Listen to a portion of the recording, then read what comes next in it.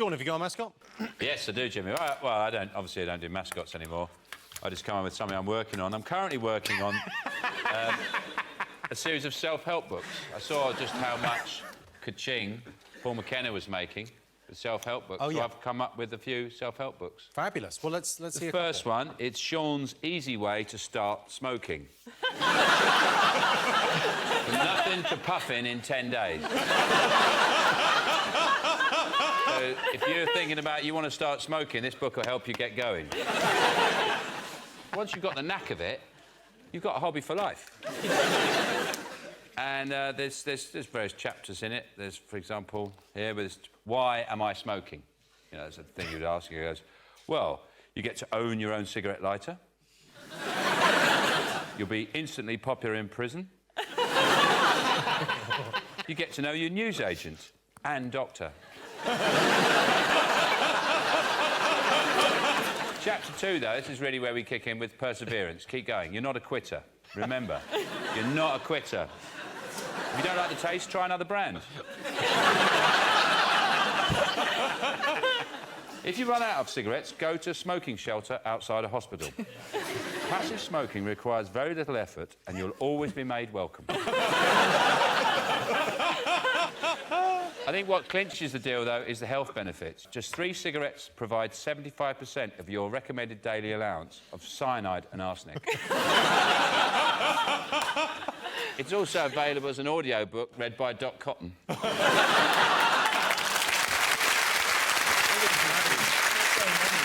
Well, it's a launch, really. It's a launch for a new month. Obviously, we've got, like, Stoptober, which obviously will be Starttober once Sean's book comes out. There's, like, Movember. Beginuary. Well...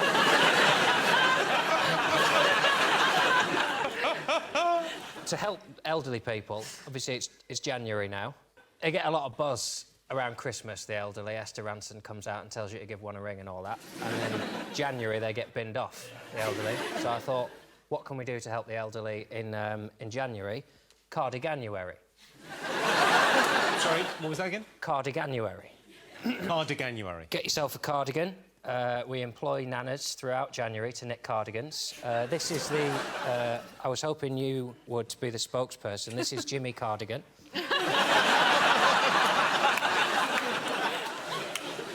They've really got the plastic hair, right, haven't they?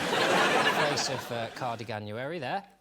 There's lots of things you can buy. We've got an app for your mobile.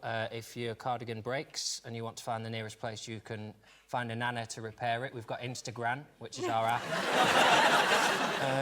And this is the most exciting launch. I'm wearing what seems to be just a regular cardigan. Yeah. But what about the gentleman who perhaps enjoys being comfortable at home but wants a level of formality to it? This is actually a cardigown. It's a dressing gown cardigan, which you can wear just around the house.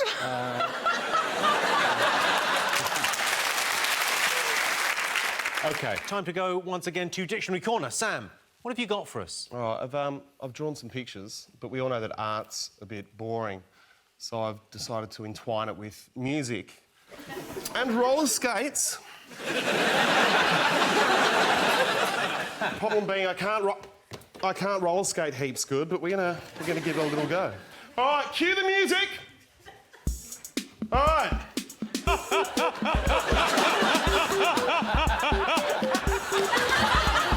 This is a Meskimo. It's a Meskimo. It's a Mexican Eskimo hybrid, which is politically incorrect, so it's otherwise known as an Inuit Latino or an Inuino.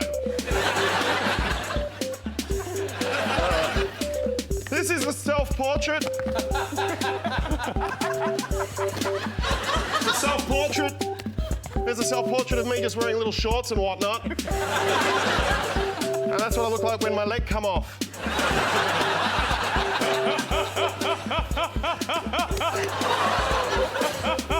This is known as a hors d'oeuvre. A hors d'oeuvre.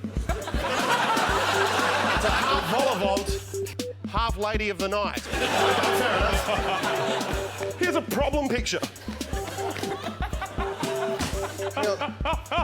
This is Neil. He got it all wrong. He thought he was coming out of the closet. Okay. Knock, knock. Fridge. Fridge cat.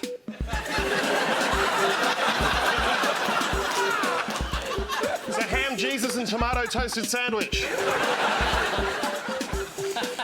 This picture here, this is Wookie Goldberg.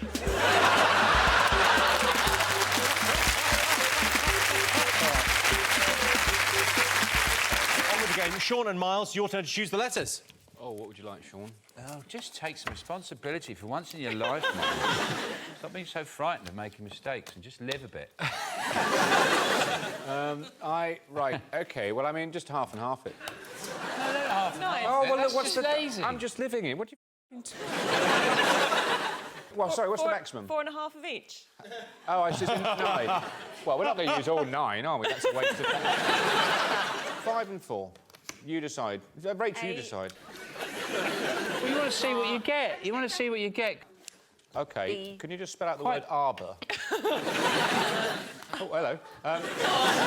You choose the rest, Sean, because you're opinionated, whereas I'm sort of more of a team player. Well, actually not. You won't even do the bare minimum of take a shoulder of responsibility as a team member. Ooh, bear.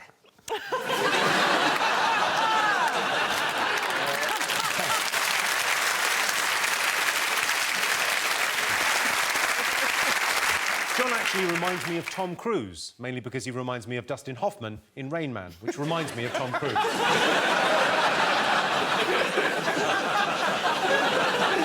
And John's teammate, Roisin Conaty.